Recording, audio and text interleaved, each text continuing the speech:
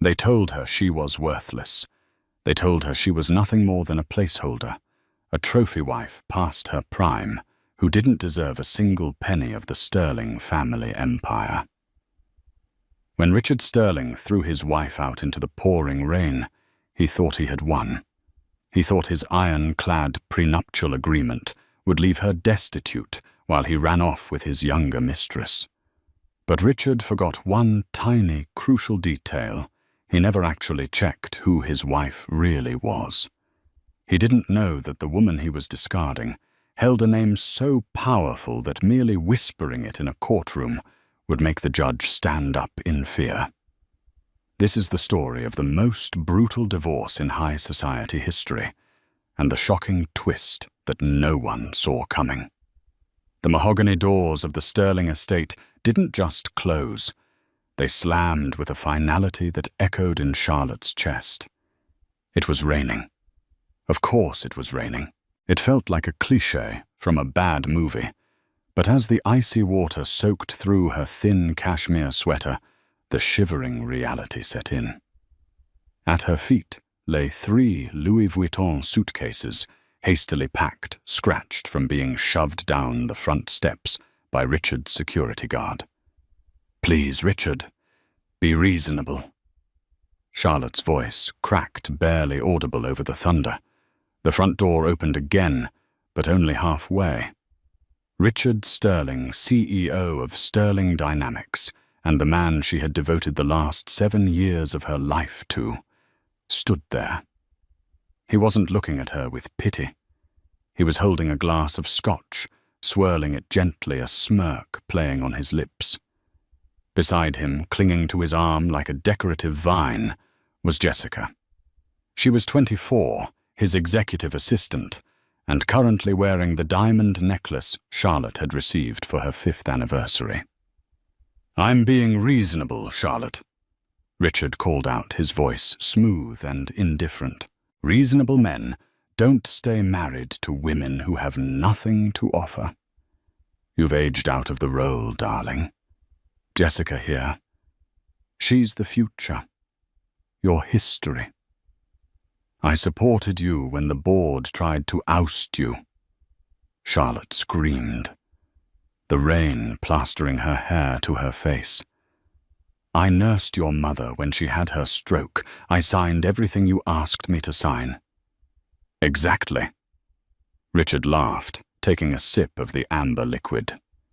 "You signed everything, including the prenuptial agreement that explicitly states that in the event of a divorce initiated by infidelity on either side or irreconcilable differences, you leave with exactly what you brought into the marriage, which, if I recall correctly, was a pile of student debt and a used Honda Civic." He stepped forward just to the edge of the dry porch, looking down at her like she was a stray dog. "My lawyers, Cromwell and Finch, have already filed the papers. You have 0 claim to the Sterling fortune, 0 claim to the house, 0 claim to my future earnings. You are walking away with nothing, Charlotte, just like you were when I found you waiting tables in that diner." "Richard, don't do this," she pleaded, not for the money, but for the sheer cruelty of it. "Where am I supposed to go?" "I really don't care." He shrugged. "But I'd suggest getting off my driveway before I call the police for trespassing. You're no longer a resident here." Jessica giggled, whispering something in Richard's ear.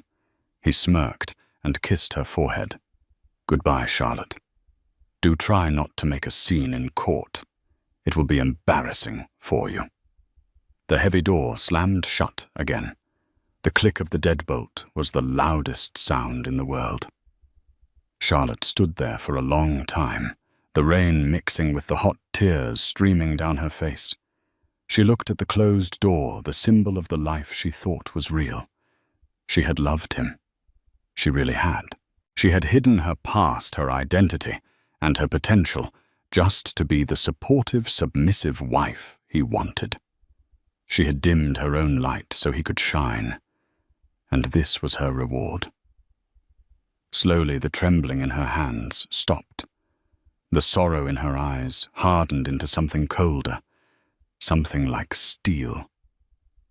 She reached into her wet pocket and pulled out a burner phone she had kept hidden in the lining of her suitcase. She dialed a number she hadn't called in 7 years. It rang once, twice. "Hello," a gruff, elderly voice answered. "This is a private line. Who is this? I'm Uncle Arthur," Charlotte said, her voice no longer shaking. "It's me, it's Lottie." There was a profound silence on the other end, then a sharp intake of breath. "Charlotte. My God, is it really you? We thought, after you ran away, we thought you were gone for good." "I need a favor, Arthur," she said, looking up at the bedroom window where the lights had just turned off.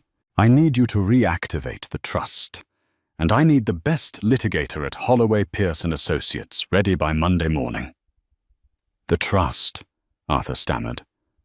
"Charlotte, if you reactivate the trust, the confidentiality clause breaks. The world will know. He will know." "That's the point," Charlotte whispered, wiping the rain from her eyes. "He wanted a divorce. I'm going to give him a war." 3 weeks later, Richard Sterling was sitting in the high-rise conference room of Sterling Dynamics, feeling like the king of the world.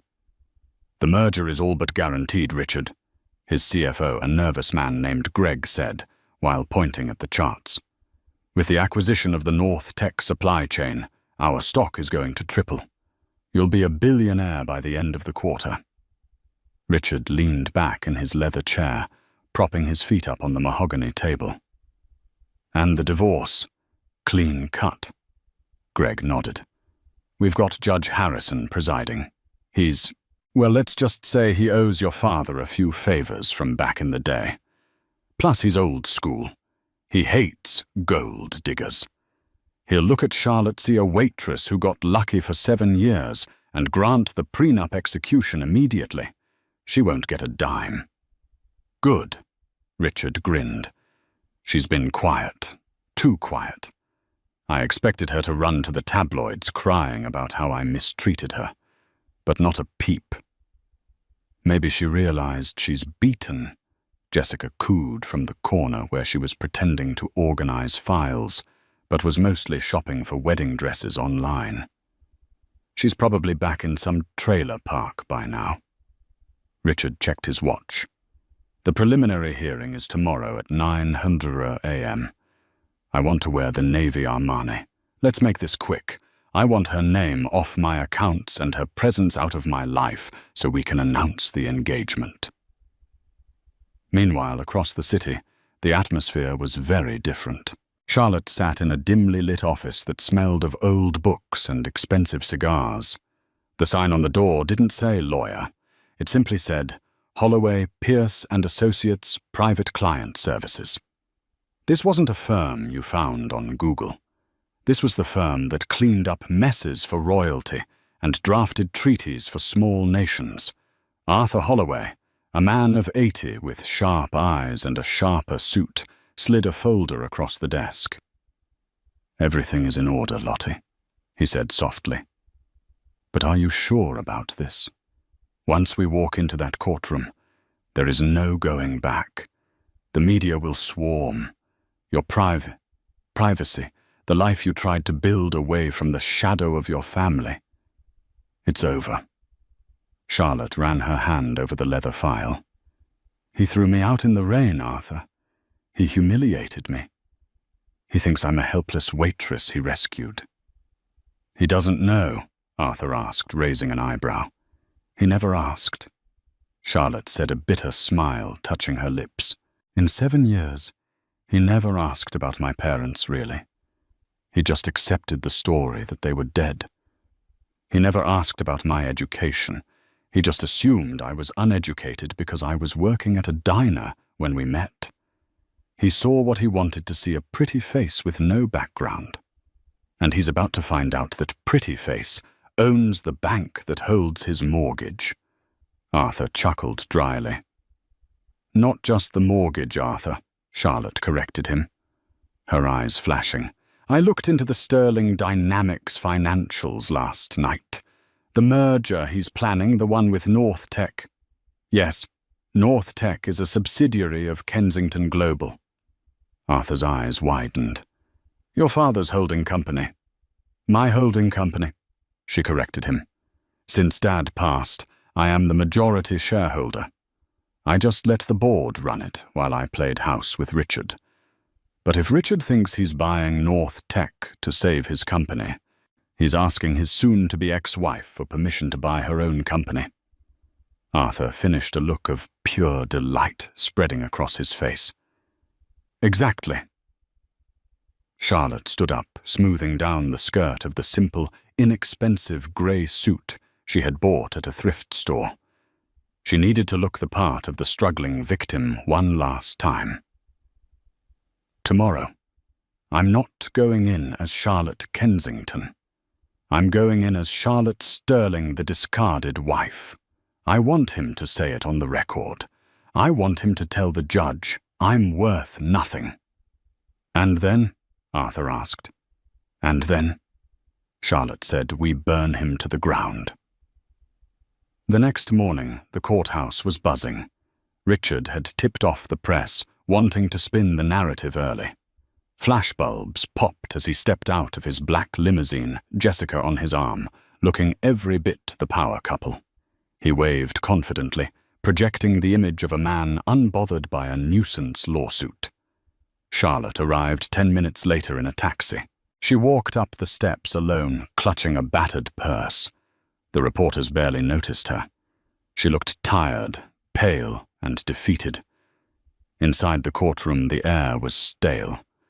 Judge Harrison sat high on the bench, looking bored. He was a man known for quick rulings and a dislike for emotional outbursts. Sterling versus Sterling, the bailiff announced.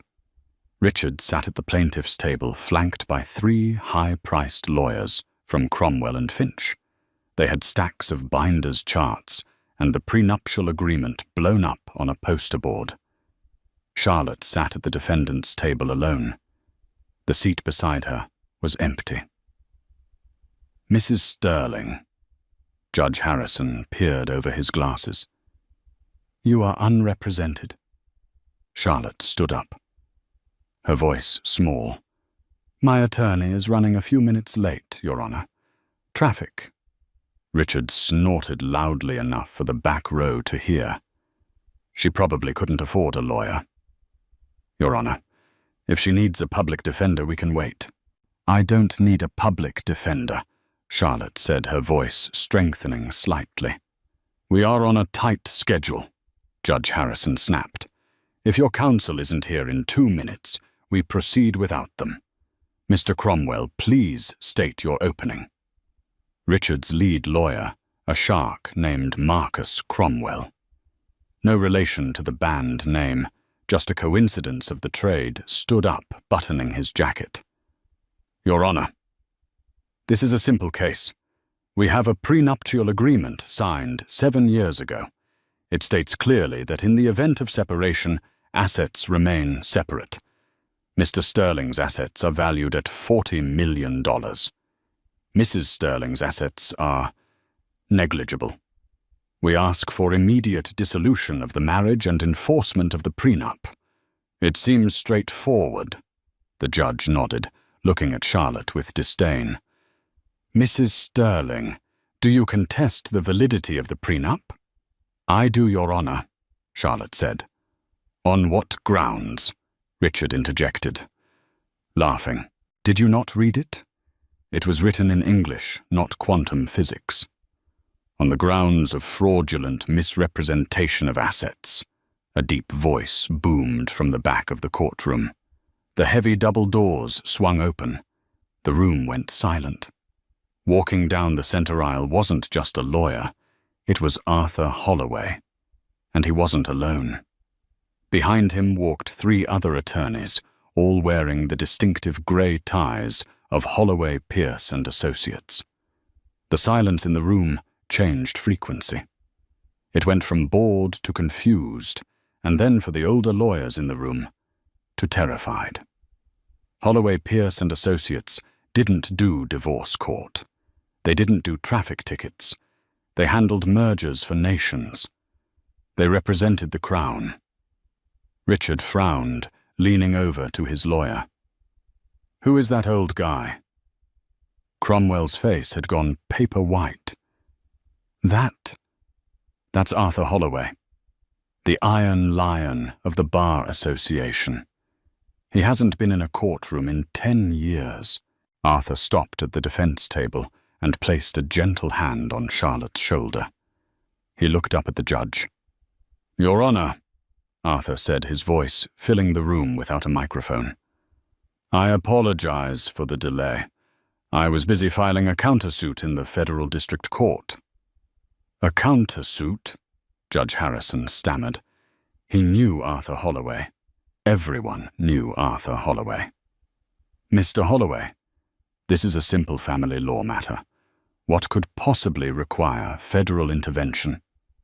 "It is not a simple family law matter, Your Honor." Arthur smiled a smile that didn't reach his eyes. "Because the plaintiff, Mr. Sterling, is attempting to enforce a financial agreement against my client, while simultaneously attempting to acquire a company that my client owns." Richard stood up, his face red. "That's a lie. She owns nothing. She was a waitress." Arthur turned slowly to face Richard. The look of contempt on his face was withering. "Mr. Sterling," Arthur said calmly, "you are under the impression you married Charlotte Holloway, the waitress, and you did. But you never asked why she was working there. You never asked about her mother's maiden name." Arthur turned back to the judge. "Your Honor, may I introduce my client properly? This is not just Charlotte Sterling. This is Charlotte Kensington, only daughter of the late Duke of Kensington, and the sole heir to the Kensington Global Banking estate." The sound of a pin dropping would have sounded like a gunshot. Richard froze. The blood drained from his face so fast, he looked like he might faint. Kensington. The Kensingtons owned the building Sterling Dynamics rented. They owned the insurance company that insured his car. They were old money that made his $40 million look like pocket change. "That's impossible," Richard whispered. Charlotte finally turned to look at him. The shy, beaten-down wife was gone. In her place sat a woman with the posture of a queen and the eyes of an executioner. "Sit down, Richard," Charlotte said, her voice cool and commanding. "We're just getting started." The silence in courtroom 4B was heavy, the kind of silence that precedes a natural disaster. Richard Sterling stood frozen, his mouth slightly open, looking from the stoic face of Arthur Holloway to the icy, composed visage of the woman he had married 7 years ago. "Kensington." Richard finally choked out the name, tasting like ash in his mouth. That's absurd. Charlotte's father was a mechanic from Ohio. She told me that herself." Charlotte remained seated, her hands folded neatly on the table. She didn't speak. She let Arthur do the talking. The older lawyer adjusted his glasses, pulling a sheet of paper from the thick file. "My client told you her father fixed things and liked to work with his hands," Arthur corrected smoothly. "The late Duke of Kensington was indeed an avid restorer of vintage automobiles. He spent most of his time in his garage. You, Mr. Sterling, assumed mechanic because it fit the narrative you constructed for my client, simple, poor, and beneath you." Judge Harrison cleared his throat. The arrogance had vanished from his demeanor, replaced by a sheen of nervous sweat. He was up for re-election next year, and the Kensington family was a major donor to the Judicial Oversight Committee. He couldn't be seen bullying the Kensington heiress. "Mr. Holloway," the judge said, his voice trembling slightly, "while this revelation regarding Mrs. Sterling's lineage is surprising, does it materially affect the case The plaintiff is requesting the enforcement of the prenuptial agreement. Oh, we are more than happy to enforce the prenuptial agreement, Your Honor, Arthur said, a predatory smile crossing his face. Richard's lawyer, Marcus Cromwell, looked up sharply. He was a smart man, and he knew that when a lawyer like Arthur Holloway agreed to something, it was a trap. "Wait a minute," Cromwell muttered. "You see," Arthur continued, pacing in front of the bench. "Mr. Sterling was very specific when he drafted this agreement. He included a total separation of assets clause, Clause 4, Section B. Neither party shall have any claim to the assets, inheritance, or business ventures acquired by the other party prior to or during the marriage." "Exactly," Richard shouted, regaining some of his bluster. "That means she can't touch my company. She can't touch my 40 million. And it means you, Mr. Sterling." Charlotte spoke up for the first time, her voice cutting through the air like a knife. "Cannot touch mine." Richard scoffed. "I don't want your money. I have my own." "Do you?" Charlotte asked. She stood up, slowly picking up a document from Arthur's stack. "Because according to this foreclosure notice, Sterling Dynamics is currently leveraged to the hilt. You borrowed $15 million 5 years ago to expand into the Asian market. A loan from sovereign private equity." Richard paled.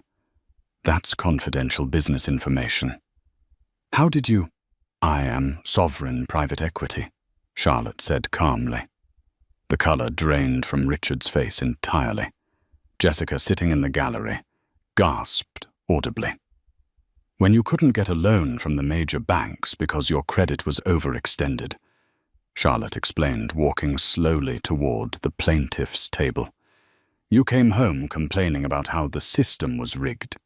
You didn't know that I called my trustees that night and authorized the loan through a shell company. I funded your expansion, Richard. I saved your career." You loaned me the money," Richard whispered. "And you missed your last 3 interest payments because you were too busy buying diamond necklaces for your assistant," Charlotte said, glancing at Jessica. "Under the terms of the loan agreement, which you signed without reading, just like you assumed I signed the prenup without reading, the lender has the right to call the full principal immediately in the event of a default." Arthur stepped forward, slamming a heavy document onto the judge's bench. "Your Honor, sovereign private equity is hereby calling the loan. Mr. Sterling owes the trust $15 million plus penalties and interest, totaling $18 million. Since he does not have the liquid cash, we are filing a motion to freeze all assets of Sterling Dynamics and Mr. Sterling personally until the debt is satisfied." "Objection!" Cromwell screamed, standing up. "This is an ambush. This is a divorce hearing, not a bankruptcy court." "It is a divorce hearing," Judge Harrison said, looking at the papers with wide eyes. "But financial standing is relevant. Mr. Cromwell, if your client is $18 million in debt to his wife's trust, effectively, he is bankrupt."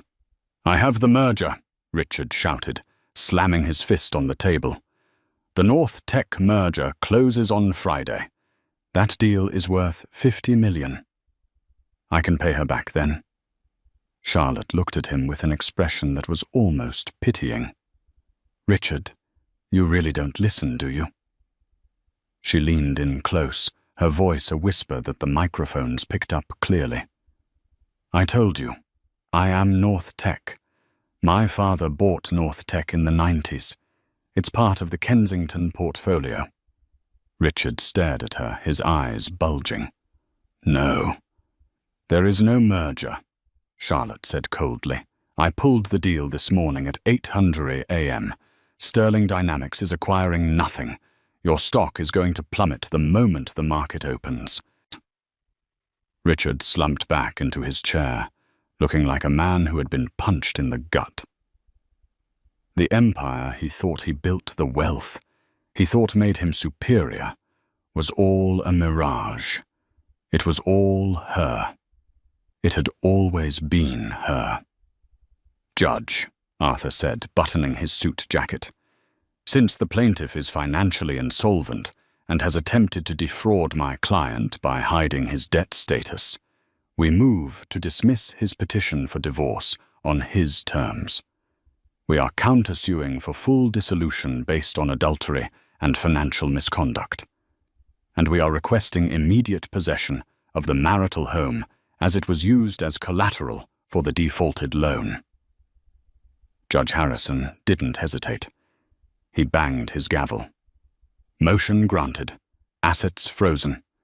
The marital home is returned to Mrs. Sterling, effective immediately. Mr. Sterling, you have 24 hours to vacate the premises." Richard looked up, his eyes wild. "You can't do this. I'm Richard Sterling." "Not anymore," Charlotte said, turning her back on him. "No, you're just a trespassing tenant." The rain had stopped when Richard stumbled out of the courthouse, but the storm in his life was just beginning. Reporters swarmed him. Usually Richard loved the press. He loved the attention. But today the questions were like daggers. "Mr. Sterling, is it true you're bankrupt? Is it true your wife owns your company? Are you being evicted?" He pushed through them, shoving a cameraman aside. Jessica was trotting behind him, struggling to keep up in her heels. She looked terrified. The confident, smug mistress from the morning was gone. "Richard, wait," she cried, grabbing his arm as they reached the limo. "What does this mean? What about the condo you promised to buy me? What about the Paris trip?" Richard spun around, his face purple with rage. "Shut up. Just shut up, Jessica. Can't you see what's happening? She played me. She played me for 7 years." He threw himself into the back of the car. Jessica hesitated, then climbed in. The driver, a man named Frank, who had been with Richard for years, looked in the rearview mirror. "Where to, Mr. Sterling?" "The office," Richard snarled. "Drive fast. I need to get to the board before she does." He pulled out his phone, his fingers trembling as he dialed Greg, his CFO. It went straight to voicemail. He dialed the chairman of the board, a stern man named Jonathan Hayes. Voicemail. "Damn it!" Richard threw the phone against the leather seat. "Richard," Jessica whispered, shrinking into the corner. Maybe we should just apologize if she has that much money. Maybe she'll give you a settlement just to make you go away." Richard laughed, a harsh, manic sound. "Apologize to Charlotte." "She was a waitress, Jessica. I saved her from a life of serving coffee. She should be grateful I married her at all. This is a misunderstanding. Once I explain to the board that this is just a bitter ex-wife trying to sabotage the company, they'll back me. I'm the founder. They can't run Sterling Dynamics without me." The car screeched to a halt in front of the gleaming glass tower of the Sterling building. Richard didn't wait for Frank to open the door. He burst out storming through the lobby. The receptionist, a young woman who usually greeted him with a bright smile, looked down at her desk, refusing to make eye contact. The security guard, usually quick to salute, pretended to be busy with his radio. Richard ignored them, jamming his finger against the elevator button. "Come on, come on." When the doors opened on the top floor, the executive suite, the atmosphere was wrong. Usually it was bustling with energy. Today it was silent. People were packing boxes. Richard ran down the hallway to the boardroom. The double glass doors were closed. He could see silhouettes inside. "They're having a meeting without me," he hissed. He threw the doors open. "What the hell is going on here?" The room fell silent. Around the long oval table sat the 12 members of the board of directors. At the head of the table, his seat sat a man he didn't recognize. He was young, sharp-featured, wearing a suit that cost more than Richard's car. "You're late, Mr. Sterling," the man said calmly. "Who are you?" Richard demanded, marching forward. "Get out of my chair. Jonathan, why is this stranger in my seat?" Jonathan Hayes, the board chairman, didn't look at Richard. He looked at the paperwork in front of him. "Richard, please, sit down." "I will not sit down," Richard roared. "I am the CEO of this company. I want an explanation." "The explanation," the young man at the head of the table said, "is that you no longer hold a controlling interest in this firm." "Liar," Richard spat. "I own 51% of the voting stock." "You did," the man corrected.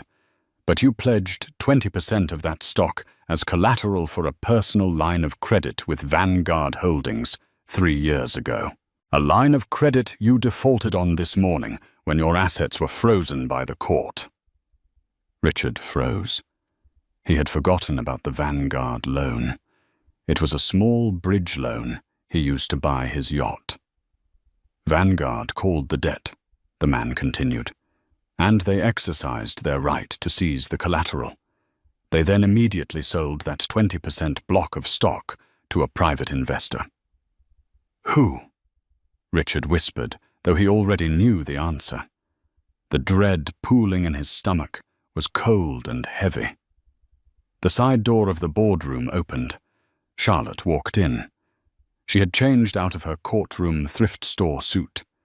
She was now wearing a tailored white power suit that radiated authority.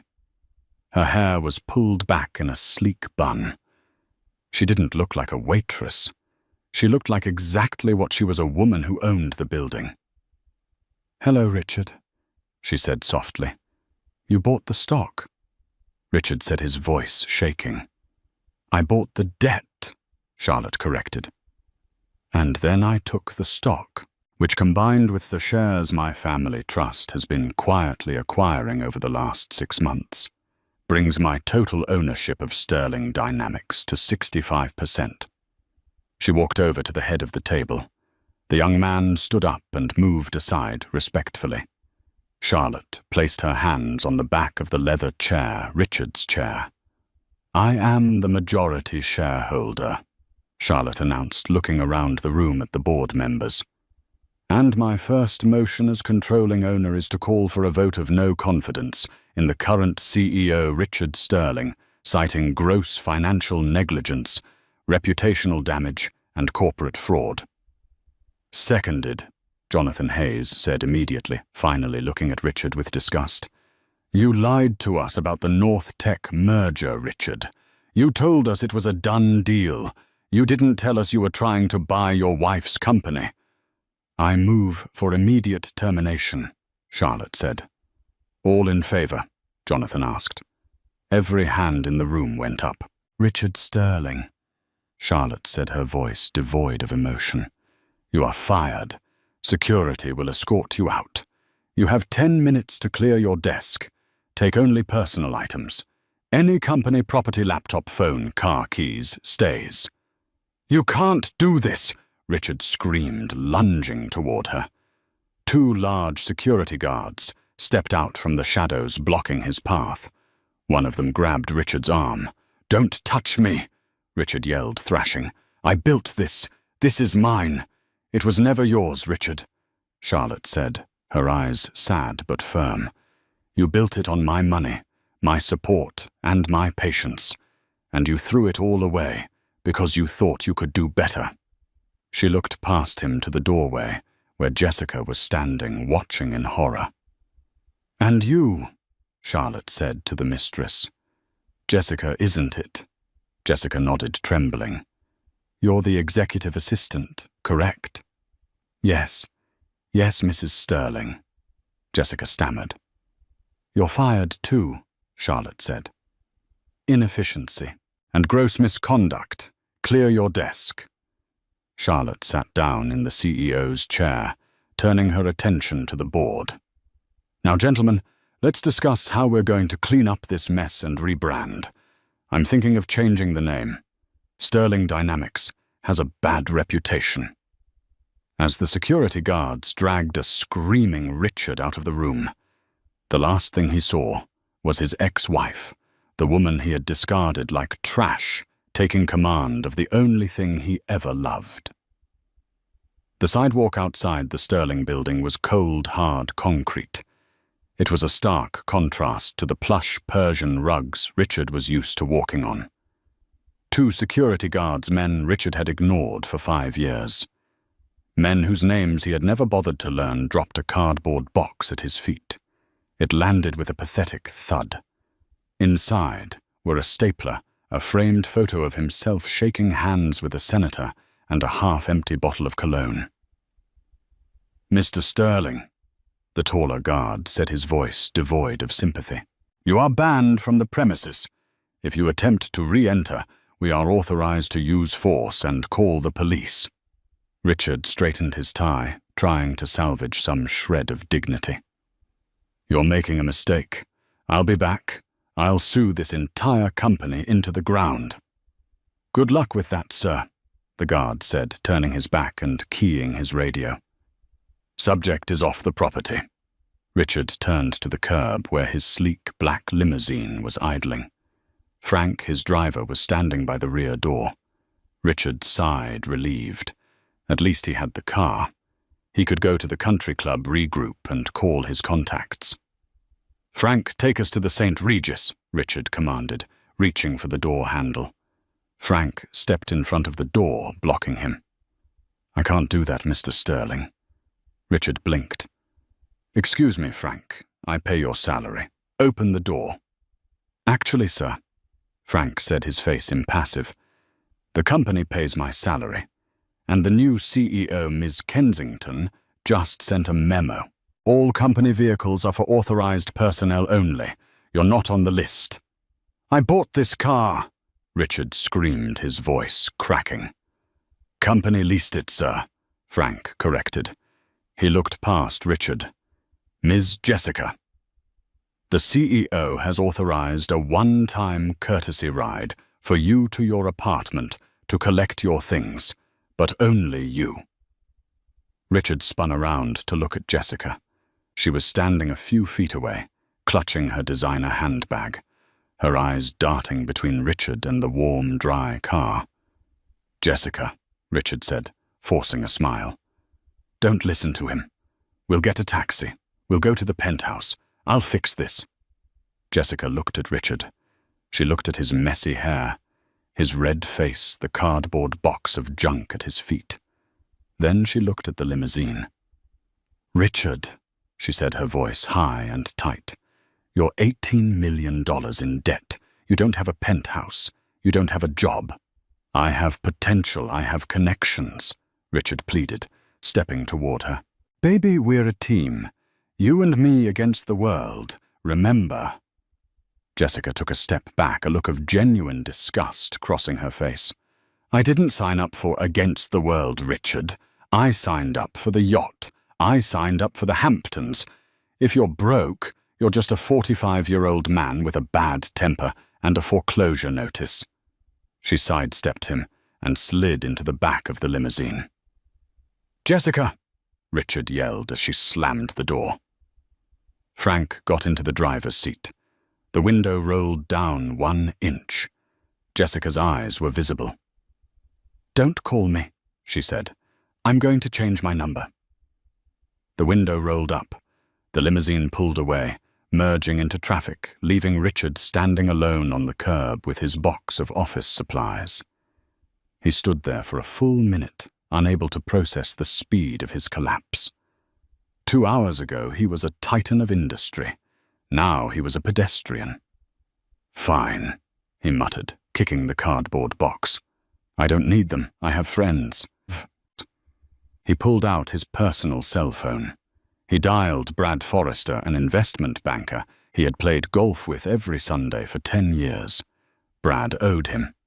Richard had given Brad insider tips that made him millions. Ring, ring, ring. "Hello?" Brad's voice answered. "Brad." "Thank God," Richard said, putting on his bravado voice. "Listen, I'm in a bit of a bind. Hostile takeover. Crazy ex-wife drama. You know how it is. I need a place to crash for a few nights and maybe a bridge loan. Just a couple $100,000 to get my legal team moving." There was a long pause on the line. "Richard," Brad said, his tone icy. "I heard. Yeah, it's a mess, but I'll bounce back. I just need—" "You're not listening, Richard." Brad cut him off. "I heard who your wife is. She's a Kensington." "So what? So Kensington Global clears all my firm's international trades," Brad hissed. "If I am seen buying you a cup of coffee, let alone lending you money, they could blacklist my firm. I'd be ruined." "We're friends, Brad. We were golf partners, Richard. There's a difference. Don't call this number again." Click. Richard stared at the phone. He tried another number, then another. The result was the same. Panic rejection or simply a voicemail that would never be returned. The social elite of the city, the people who had laughed at his jokes and drunk his champagne, had formed a phalanx against him. They smelled blood in the water, and they knew the shark eating him was too big to fight. He checked his banking app. Access denied. Account frozen by court order. He checked his credit cards. Status cancelled. He checked his pocket. He had a $20 bill and a pack of gum. It started to rain again.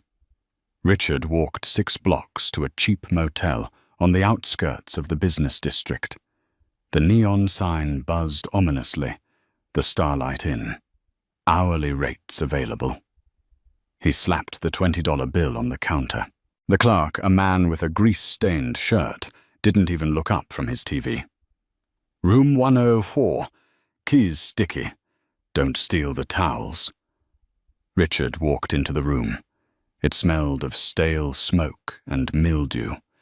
He sat on the sagging mattress, still wearing his $3,000 suit. He put his head in his hands. Rage began to boil in his stomach. It wasn't fair. She had lied to him. She had trapped him. "She thinks she's won," Richard whispered to the peeling wallpaper. "She thinks she can just erase me. I know things. I know where she keeps her secrets." He remembered something. 7 years ago, when they first moved into the Sterling estate, Charlotte had insisted on keeping one room locked. Her private study, she called it. She said it was where she painted. Richard, uninterested in her hobbies, had never bothered to go in. He respected it only because he didn't care. But now he wondered. Why would a waitress need a private study? Why would a Kensington heir hide in a marriage to a mid-level CEO? There had to be skeletons in her closet. Something scandalous. Something that made her run away from her family in the first place. If he could find it, he could blackmail her. He could get his money back. Richard stood up, a dark plan forming in his mind. He still had the emergency key to the back garden gate on his keychain, the one the security guards had missed because it looked like a bottle opener. He wasn't going to court. He was going back to the house. It was 2:10 a.m. when Richard parked his rental car, a beat-up sedan he had paid for by pawning his Rolex watch at a 24-hour shop a mile down the road from the Sterling estate. He walked through the woods, the mud ruining his Italian leather shoes. The estate loomed in the distance, dark and silent. He knew the patrol schedules. He knew where the cameras were. He had installed them, after all. He reached the back garden gate. His hand trembled as he inserted the bottle opener key. It turned. Click. Still works. He grinned, slipping inside the grounds. He crept through the shadows of the manicured hedges. The house was dark. Charlotte was probably asleep in the master bedroom. His bedroom. The thought made his blood boil, but he pushed it down. He needed leverage, not a confrontation. Not yet. He bypassed the alarm system by cutting the external wire to the box near the garage, a flaw in the system he had meant to fix for years, but never got around to. He shimmied open the kitchen window. He dropped onto the tile floor, holding his breath. Silence. He moved through the house like a ghost. It felt different. The air smelled different, lighter, cleaner. His gaudy gold statues were gone. The heavy velvet drapes were pulled back. Even in the dark, he could feel that she had already erased his taste from the home.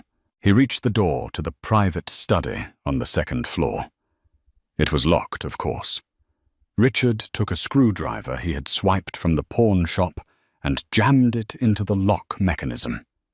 He wasn't worried about being subtle anymore. He twisted hard. The wood splintered. The door popped open. Richard clicked on his small flashlight and stepped inside. He expected to find a safe, or stacks of cash, or maybe illicit love letters. Instead, he found a nursery. The room was painted a soft pastel yellow. There was a crib in the corner covered in a dust sheet.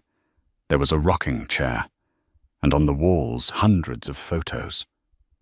Richard stepped closer, his heart hammering against his ribs. The photos were of a baby boy.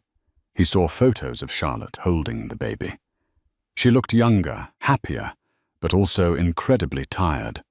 He saw photos of an older man, the Duke of Kensington, holding the child. And then he saw the death certificate framed on the wall. Alexander Kensington Sterling. Born June 4th. Died June 6th. Richard froze. The dates. That was 8 years ago. 1 year before he met her. He looked at the desk in the center of the room. There was a leather journal lying open. He walked over and shone his light on the pages. The handwriting was Charlotte's. Entry, August 14th. I can't stay in the castle anymore. Everywhere I look, I see Alexander. Father tries to comfort me, but his grief is too loud. I need to go somewhere where I am nobody. Somewhere where I am not the Duchess who lost the heir. I need to be invisible. I'm going to America. I'm going to change my name. I just want to be normal. I want to find someone who loves me, for me, not for the tragedy I carry. Entry. November 2nd. I met a man named Richard today. He's ambitious, a bit loud, but he doesn't know who I am. He doesn't look at me with pity. He just sees a waitress. It's refreshing. Maybe I can build a new life with him. Maybe he can help me forget the pain. Richard dropped the journal. His hands were shaking violently. She hadn't been hiding a crime. She had been hiding her grief. She had married him because he was her escape from a tragedy. She had wanted a simple life. And he had treated her like an accessory. He had mocked her for being simple when that was the very thing she was desperately trying to be to survive her loss. Find what you were looking for, Richard. The voice came from the darkness behind him. Richard spun around, dropping the flashlight. The overhead lights flickered on, blinding him for a second. Charlotte stood in the doorway. She was wearing a silk robe, her arms crossed. She didn't look angry. She looked exhausted. Behind her stood Arthur Holloway and 2 large men who were definitely not regular security guards. They wore tactical vests. "You," Richard stammered, backing up against the crib. "You had a son." "I did," Charlotte said softly. "His heart wasn't strong enough. I ran away to mourn him. I met you, and I thought if I loved you enough, if I supported you enough, I could fill the hole in my heart."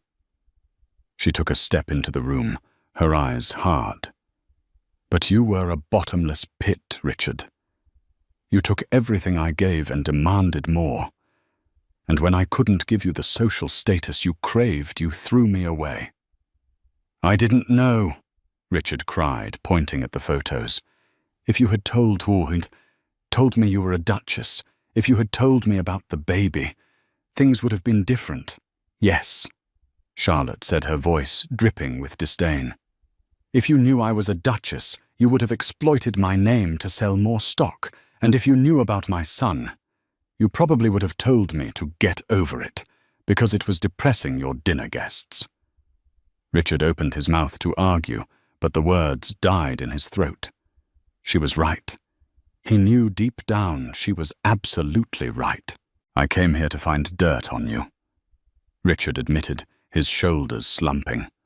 "I wanted to blackmail you." "I know," Charlotte said.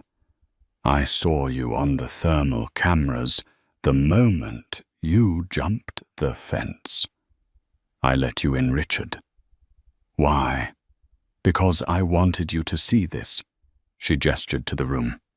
"I wanted you to see that while you were chasing money and fame, you were living with a woman who had walked away from more wealth than you could ever imagine just to find something real. And you were too blind to see it." Arthur Holloway stepped forward, holding a pair of zip ties. "Breaking and entering it," Arthur listed off. "Burglary. Violation of a restraining order. Industrial espionage. And damage to private property." He pointed to the broken lock. "Wait." Richard panicked. "Charlotte, please, don't call the police. I'm your husband. Well, ex-husband. We shared a life." "You shared a life with a reflection of yourself, Richard," Charlotte said, turning to walk away. "You never knew me, and now you never will." She nodded to the guards. "Take him. The police are waiting at the main gate." "Charlotte!" Richard screamed as the guards grabbed him, forcing his arms behind his back. "Charlotte, I'm sorry. I can change. I can be better." She stopped at the top of the stairs and looked back. "It's too late for change, Richard," she said. "The prenup you loved so much, it cuts both ways. You leave with what you brought, and you brought nothing but greed." She walked down the hall, leaving him to be dragged out of the nursery, past the photos of the life he was too shallow to understand, and into the waiting handcuffs of the law. 6 months later, the courtroom was packed again. But this time, Richard Sterling didn't walk in through the front doors, flanked by high-priced lawyers and a younger mistress. This time, he was led in through the side door, wearing an orange jumpsuit, his wrists shackled to his waist. The fall had been absolute. The media had dubbed it the Sterling crash. Not only had he lost his company and his home, but the investigation launched by the new board of directors under Charlotte's guidance had uncovered years of embezzlement, tax fraud, and insider trading. Richard hadn't just been a bad husband. He had been a criminal using the company accounts as his personal piggy bank to fund a lifestyle he couldn't actually afford. He looked 10 years older. His hair was thinning, his face gaunt. When he sat down at the defendant's table, his public defender, an overworked young man who clearly didn't want to be there, barely acknowledged him. On the other side of the aisle sat Charlotte. She wore a simple navy dress. She looked serene, untouchable. Beside her, Arthur Holloway sat like a stone gargoyle guarding his queen. Judge Harrison, looking significantly more respectful than he had during the divorce hearing, shuffled his papers. "Mr. Sterling from Wasur." The judge began, his voice echoing in the silent room. "You are here for sentencing regarding the charges of grand larceny, corporate fraud, and breaking and entering. You have pleaded guilty to all counts." "I had no choice," Richard muttered, his voice raspy. "They cornered me." You cornered yourself, the judge snapped. You have destroyed a legacy, defrauded investors of millions, and attempted to intimidate a witness. The judge turned his attention to Charlotte. Excuse me, Ms. Kensington. Before I pass sentence, do you have a victim impact statement? The courtroom held its breath. This was the moment everyone had been waiting for, the moment the waitress finally spoke to the tycoon. Charlotte stood up. She didn't walk to the podium. She stood right where she was, her gaze fixed on the man she had wasted 7 years on. I don't have a long statement, Your Honor. Charlotte said, her voice clear and melodic. For 7 years, this man told me who I was. He told me I was lucky. He told me I was small. He told me I was nothing without him. She paused, letting the words hang in the air. Richard couldn't even meet her eyes. He stared at the table, a tear tracing a path through the grime on his cheek. But the truth is, Charlotte continued, he was the one who was small. He was so terrified of being ordinary that he couldn't recognize something extraordinary, even when it was sleeping in the bed next to him. He wanted a trophy, Your Honor. He didn't want a partner. And when you treat people like objects, you shouldn't be surprised when they turn out to be heavier than you can lift. She looked at the judge. I don't ask for vengeance. Vengeance is for people who are still hurt. I am not hurt anymore. I am just finished. I ask for the maximum sentence not because I hate him, but because society needs to be protected from men who think the world owes them everything. She sat down. The silence that followed was heavy. It wasn't the silence of fear. It was the silence of finality. Richard Sterling, Judge Harrison said, banging his gavel once. For the crimes committed, I sentence you to 15 years in a federal correctional facility with no possibility of parole for the first 10. Furthermore, you are ordered to pay restitution in the amount of $18 million. Since you have no assets, your future wages, should you ever earn any, will be garnished by 80% until the debt is paid. Richard slumped forward, putting his head on the table. A sob escaped his throat. 15 years. He would be 60 years old when he got out. He would be an old man with nothing. Court is adjourned, the judge announced. The bailiff moved in, grabbing Richard by the arm. Let's go, Sterling. As they dragged him up, Richard looked back one last time. Charlotte, he cried out, desperation in his eyes. Charlotte, please, just tell me one thing. Did you ever love me? Was any of it real? Charlotte stopped packing her bag. She turned slowly. She looked at the pathetic figure in orange, the man who had thrown her out into the rain, without a second thought. I loved the man I thought you were, Richard, she said softly.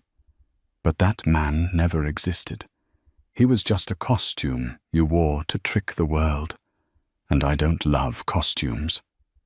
She turned her back on him and walked toward the heavy oak doors. Arthur opened them for her. Outside, the sun was shining. It was a bright, blinding white light. The paparazzi were there, but they kept a respectful distance. They didn't shout questions at her anymore. They knew who she was now. She wasn't the discarded wife. She was Charlotte Kensington, the Duchess of Wall Street. She walked down the steps, took a deep breath of the fresh air, and smiled. For the first time in 7 years, she was free. Richard Sterling served 12 years of his 15-year sentence. When he was released, the world had moved on. Sterling Dynamics no longer existed. It had been absorbed into the Kensington Empire and rebranded as Kensington North, a leading charitable tech firm that provided affordable housing solutions. Richard ended up working as a dishwasher in a small diner in New Jersey, ironically very similar to the one where he had met Charlotte. He lives in a small studio apartment, and every month, 80% of his minimum wage paycheck disappears to pay off a debt he will never clear. He spends his breaks reading newspapers, telling the younger staff that he used to be a CEO, that he used to be married to a duchess. They just laugh and tell him to get back to scrubbing the pots. Charlotte never remarried. She devoted her life to the Alexander Kensington Foundation, named after her late son. The foundation became the largest supporter of pediatric heart research in the world, saving thousands of children every year. She lives quietly on her family estate, surrounded by friends who know her real name, and more importantly, her real heart. She proved that dignity isn't about the title you hold or the money in your bank account. It's about how you treat people when you think you have the power to destroy them. And in the end, her name didn't just freeze a courtroom. It froze a legacy of greed, shattering it forever. Wow. Talk about instant karma. Richard thought he was throwing out the trash, but he ended up throwing away his entire life. It just goes to show you never really know who someone is until you see how they treat people they think they don't need. What do you think? Did Richard deserve that 15-year sentence, or was losing his fortune enough punishment? Let me know your thoughts in the comments below. If you enjoyed this story of justice served cold, please hit that like button. It really helps the channel.